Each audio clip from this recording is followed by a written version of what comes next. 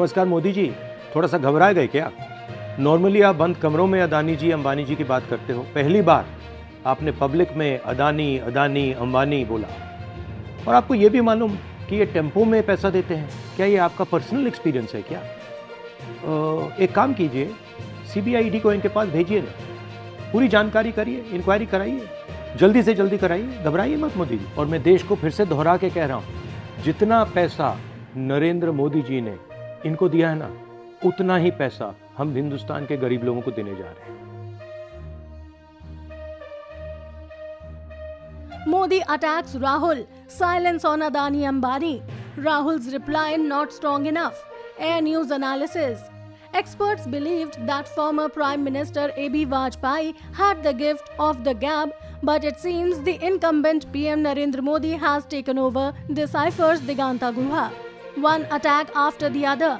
Modi has been attacking Rahul Gandhi and the Congress party over patient subjects, and seriously speaking, Rahul has no answer to it.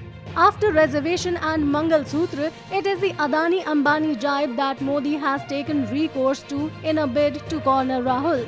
Post the Rai Bareli fiasco, Rahul is now at the receiving end of Modi on the former's silence on industrialists since the announcement of Lok Sabha elections.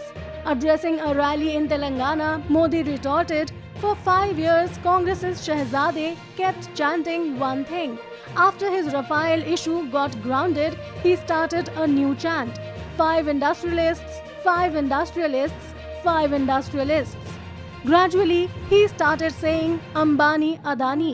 But ever since the elections were announced, he stopped abusing Ambani and Adani. Today, I want to ask from Telangana soil, he must declare how much money they have taken from Ambani, Adani. Was there a deal?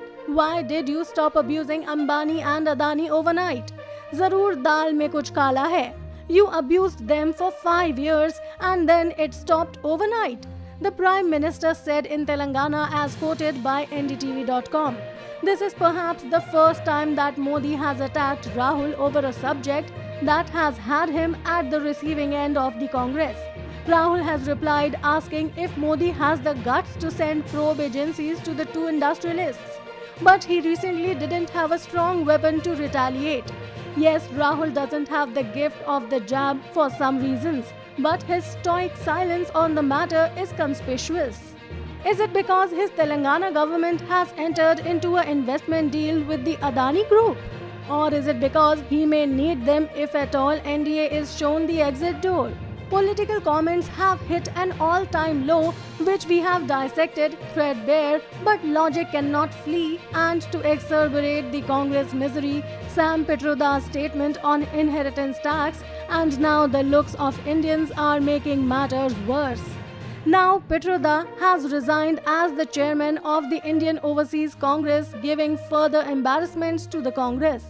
On Pitroda's comment, Modi said that Rahul has to answer on this since the nation won't endure such observations. It is like giving BJP victory on a platter.